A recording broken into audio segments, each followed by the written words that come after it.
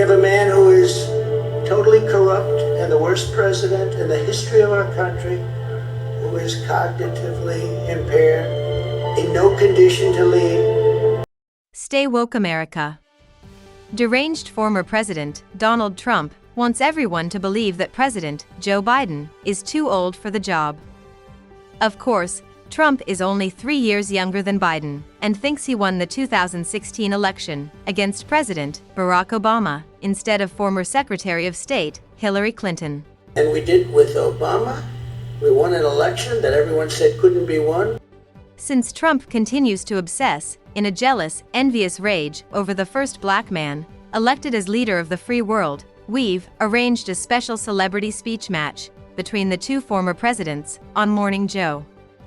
Thanks for watching the Cartoon News Network. I'm Mika Brzezinski. And I'm Joe Marlborough, hosting the battle the world has been waiting to see. So, check your bias at the door. Whether you're a neo-Nazi nutter, or a champagne-sipping, socialist socialite, our only task here is to assess the contestants' respective abilities as communicators. We will not allow personal or political preferences to get in the way of a good fight. From the capital city of the United States of America, Washington, D.C., ladies and gentlemen, let's get ready to rumble! In the blue corner, sporting a goofy smile and those big pointy ears, he's the former senator from Illinois, known for his big brain and smooth tongue. The Nobel Peace Prize winner, two-time best-selling author, the duly elected, two-term, 44th President of the United States of America, with 2 impressive electoral college victories, and 2 overwhelming wins in the popular vote. Barack, yes we can, Obama.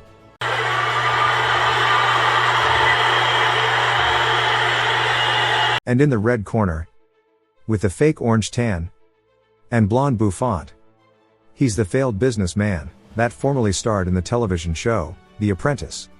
A man who did not win the Nobel Prize, and is jealous that Barack Obama did. I think I'm going to get a Nobel Prize for a lot of things if they gave it out fairly, which they don't. They gave it out, well, they gave one to Obama. Author of The Art of the Deal, his only best-selling book, which actually was ghostwritten by Tony Schwartz. It's the twice impeached, 4 times criminally indicted, 1-term president, with 1 narrow electoral college victory and 2 devastating losses in the popular vote. Donald, you're fired, Trump.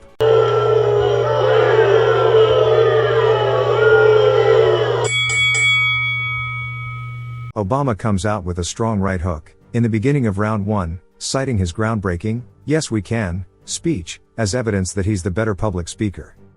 The speech reverberated around the world, he reminds us, and basically carried him to the presidency. The Donald struggles to counter with a memorable speech of his own, and settles for his inauguration, American Carnage speech, which he claims was watched by more people than witnessed Jesus' Sermon on the Mount. Chief Justice Roberts calls this an easy win for Obama. Trump demands a recount, but can't identify what was wrong with the first count. For too many of our citizens, a different reality exists. Mothers and children trapped in poverty in our inner cities. Rusted out factories scattered like tombstones across the landscape of our nation.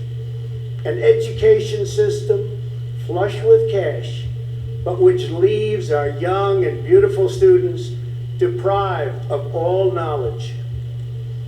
And the crime, and the gangs, and the drugs that have stolen too many lives and robbed our country of so much unrealized potential.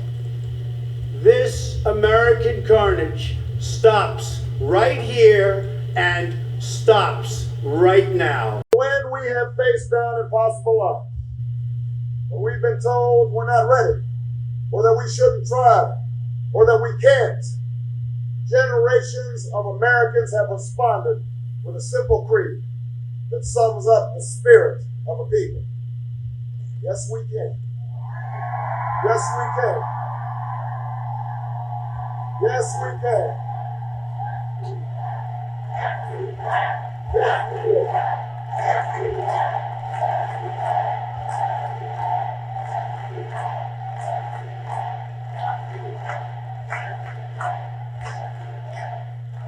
It was a creed written into the founding documents that declared the destiny of a nation.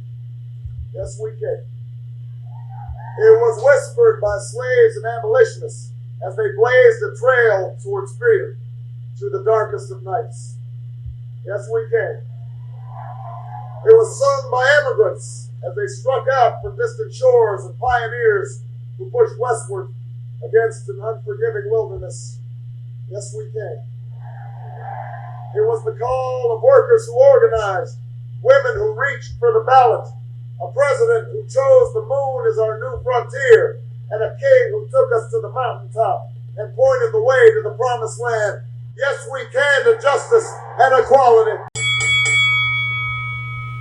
Barack Obama and Donald Trump, both, had campaign messages that resonated with their respective bases during their first runs for the presidency. Yes, we can. Exemplified a theme of hope, change, and the promise of a better tomorrow. Make America great again. Exemplified a theme of simpler times and a complicated past that Donald Trump promised to whitewash.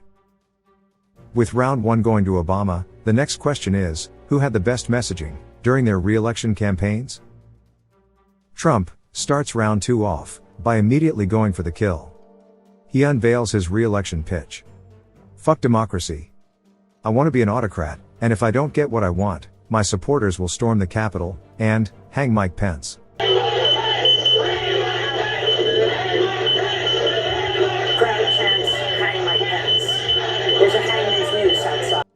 Just when it looks like Trump has Obama and democracy in a killer death grip, Obama fights his way to his feet and delivers a devastating blow for justice by calmly looking into the crowd to say, And then there's Donald Trump. Don't move. Vote. Trump and the MAGA movement are in trouble, but before Barack can deliver the knockout punch, crooked, corrupt, clown, Judge Clarence, Uncle Thomas, rings the bell prematurely to save the Donald from certain defeat. If you've enjoyed this very special sports edition of Morning Joe, Night of Champions, the matchup between Barack Obama and Donald Trump, to determine which one is the better public speaker, then please hit the like button and subscribe for more from us. Round 3 starts strangely, with Donald Trump pacing the ring aimlessly, ranting about windmills and whales. Windmills are causing whales to die in numbers never seen before. Nobody does anything about that. They're washing up a show. The windmills are driving them crazy. They're driving the whales, I think, a little batty. Trump's grudge against windmills can be traced back to a legal battle in Scotland. He couldn't stop the construction of what he called a really ugly wind farm within view of his Aberdeen golf course. Since then, the former president's vendetta against windmills has included some wild claims, including that they cause cancer and are graveyards for birds. If you have a windmill anywhere near your house, congratulations. Your house just went down 75% in value. And they say the noise causes cancer. You told me that one, okay? And of course, it's like a graveyard for birds. If you love birds, you'd never want to walk under a windmill because it's a very sad sight. Obama then realizes that Trump is deranged. Trump is not eloquent or articulate. He's a demagogue and no match for Obama as an orator. So, Barack starts to beat the shit out of Trump. Barack pile drives Trump's head to the mat, then he picks him up and gives him a DDT. This match is over, but stay woke America, and remember this video anytime someone tells you that Joe Biden is too old and senile to be president. To try and stop us from vanquishing them from power forever.